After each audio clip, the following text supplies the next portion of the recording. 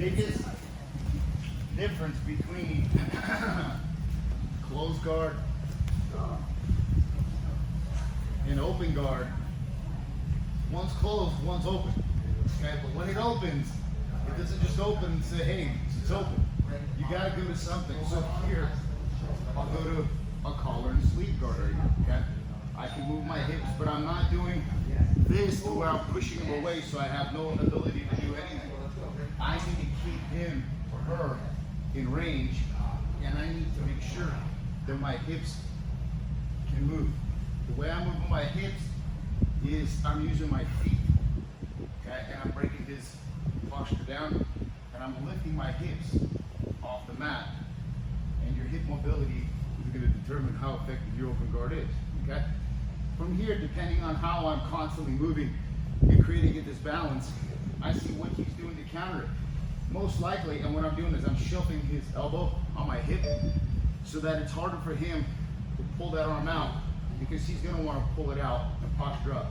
When he postures up here, see how he begins to already get weak.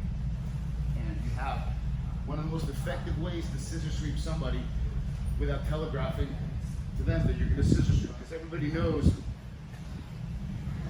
this scissor sweep is coming, and it's fairly easy to defend it, okay? Because he'll post out his right knee, that, I can begin to take him, but you know, and so you have to be able to go back to the other side to do something like an arm check.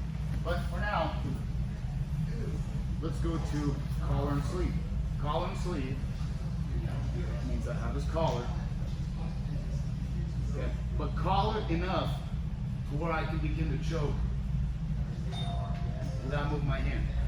If you have your hand in here, you're not doing a loop choke, and you're wasting your time, because I'm not controlling anything yet. I gotta be here, collar, watch my bicep. Yes, no thumb. Grab his elbows, pull it in, push, right foot on the hip, left foot on the hip, and my hips are up, okay? He starts posturing up, yes. So here, and you keep that hand in there, and I want your hips ahead of your feet. I don't want you to land right here. There's no pressure on it. You land, your hips need to be engaged and your legs intertwined, because from here, at least I can be able to go here and begin to have some kind of a choke or some sort of control here. Okay. Feet on the hips. Collar. You could have it at the sleeve. You could have it at the elbow. Sometimes when you get here, it's harder for you to control than it is at the elbow here. I want to be here. Okay. This is the position here. I can move my hips this way. From collar and sleeve, you have a few situations. You have the potential for omoplatas. Yeah. From here, you also have the potential for triangles, okay, and sweeps, and entries in the other guard. Okay, so collar and sleeve, I would say, is one of the most important guards for you guys to be able to get to, because if you're here and you're slowly starting here, see how you put that foot up? So that's De La Riva right here. Okay, so I can go here. If he puts that right knee down, collar, sleeve. Okay. Oftentimes they'll pick up they'll pull the right elbow back and pick up that right knee. And now you have De La Riva here. Yes. And remember that this grip, De La Riva pushes that knee back down, put it back in the guard here, move it out. Here, look.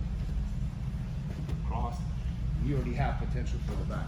So what we're going to do is just practice going into the collar and sleeve from closed guard.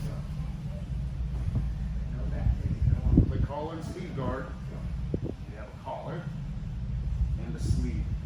Okay? His left hand will not be on the mat because if it is, it's bad read. So here, I pull him in, push him away, left foot on the hip, right knee on the hip, right knee on the shoulder, and I lift right here. this way, move your hips this way. And when you move your hips to the left, move their arm out this way, because here you also have potential for kimuras right here. Okay? So you're going to get into this position where your right knee is on the shoulder, and you want to lift your hips and create this wedge with this shelf right here, because I'm blocking his right elbow from going back, so that when he starts to pull it back, go ahead slowly. That's right here. Push away. You can see how I'm tilting here, and I can just go here. I'm going to slowly cancel into that. Okay, we don't please that. One more time. Collar. All right. If it slips, you got to regrip. It will slip. If I grab it here, this gets loose, you have to be able to regrip.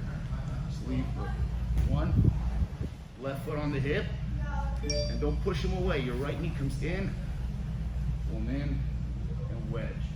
Move your hip left, move your hip right. See how that right there, and it bends his arm, so you see that right there. So as I go this way here, I can push that, and it exposes omoplata, or kimura, whatever you want to go from here. But from here, you'll, let's say, keep it straight here, to the right, to the left.